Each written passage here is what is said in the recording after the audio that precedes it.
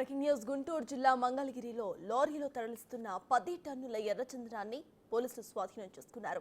అయితే పేపర్ బండిలో లోడ్లు అక్రమంగా ఎర్రచందనాన్ని రవాణా చేస్తున్నట్టుగా పోలీసులు తెలిపారు. చెన్నై నుంచి విశాఖ వైపుగా ఎర్రచందనం తరలిస్తున్నట్టు గుర్తించారు పోలీసులు. చెన్నై నుంచి అస్సాం నుంచి చైనా దేశానికి ఎర్రచందనం దుంగలను తరలిస్తున్నట్టుగా సమాచారం.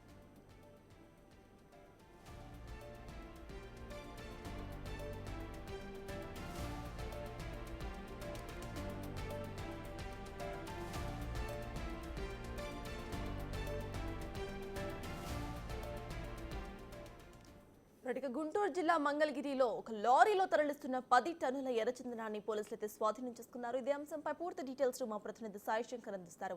సాయి, చెప్పండి, అసలు అప్డేట్స్ ఏంటి? అసలు తరలిస్తున్న వాళ్ళు ఎవరు? పోలీసులు ఏమైనా అన్నారా? అసలు అప్డేట్స్ ఏంటి?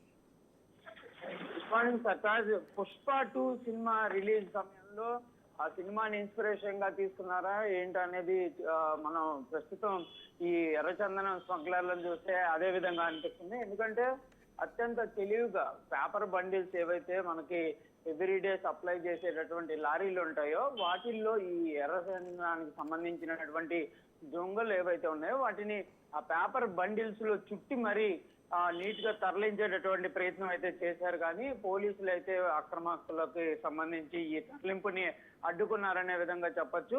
రెగ్యులర్ గా జరిగేటటువంటి తనిఖీలే కాకుండా ప్రత్యేక తనిఖీలు చేపడుతున్నటువంటి పోలీసులు వీటిని గుర్తించడం జరిగింది. మొత్తం 50 దొంగలను కూడా గుర్తించారు. వీటి యొక్క విలువ కూడా 3 కోట్ల రూపాయల వరకు ఉన్నట్లు కూడా పోలీసులు అయితే ప్రాథమికంగా అంచనా వేయడం జరిగింది. అయితే మొత్తంగా వీటిని చెన్నై నుంచి విశాఖ వైపు తరలిస్తున్నట్లు కూడా పోలీసులు గుర్తించడం జరిగింది. అసలు ఇవి ఎక్కడి నుంచి ఎక్కడ ఉన్నటువంటి ప్రాంతం నుంచి వీటిని తీసుకొని రావడం జరిగిందనే దానిపైన కూడా దృష్టి పెడుతున్నారు. ఇవి ఆంధ్రప్రదేశ్ కి సంబంధించినటువంటి అటవీ శాఖకు సంబంధించినటువంటి వాటిల్లో ఏమన్నా తీశారా, లేకపోతే తమిళనాడుకి సంబంధించినటువంటి ప్రాంతం నుంచే తీసుకొని రావడం జరిగిందా అనే దాని కోణంలో కూడా దృష్టి పెడుతున్నటువంటి పరిస్థితులు ఉన్నాయి. ఎందుకంటే ప్రత్యేకంగా ఆంధ్రప్రదేశ్ గవర్నమెంట్ కూడా ప్రస్తుతం ఈ ఎర్రచందనానికి సంబంధించినటువంటి అంశం పైన డిప్యూటీ సీఎం పవన్ కళ్యాణ్ అయితే దృష్టి పెట్టి క్లియర్ గా ఇప్పటికే అటవీ శాఖ అధికారులతో పాటు చెక్ పోస్ట్ లో ఉండేటటువంటి అధికారులకు కూడా క్లియర్ గా ఆదేశాలు ఇవ్వడం జరిగింది. ఒక్క దొంగ కూడా మన రాష్ట్రం నుంచి తరలిపోకూడదు అనే విధంగా కూడా కీలకమైనటువంటి ఆదేశాలు ఇచ్చినటువంటి నేపథ్యంలో ప్రస్తుతం వీటిపైన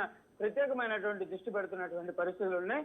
వీళ్ళు రెగ్యులర్ గా స్మగ్లింగ్ చేసే వాళ్ళు అనే విధంగానే పోలీసులు అయితే చెప్తున్నటువంటి పరిస్థితి ఉంది. వారికి సంబంధించి పూర్తి స్థాయిలో డీటెయిల్స్ అయితే ఇంకా పోలీసులు అయితే విచారణ చేపడుతున్నటువంటి పరిస్థితులు అయితే కనిపిస్తున్నాయి. అయితే ఈ ఒక్క లారీనే వెళ్ళడం జరిగిందా, ఈ మధ్య కాలంలో ఇలాంటి సప్లై ఏ విధంగా జరిగింది అనే దానిపైన కూడా పోలీసులు అయితే ప్రస్తుతం దృష్టి పెట్టి ఎవరైతే ఈ నిందితులు ఉన్నారో వాళ్ళ దగ్గర నుంచి కూడా విచారణ చేపడుతున్నటువంటి పరిస్థితులు ఉన్నాయి. Right, thank you Sai.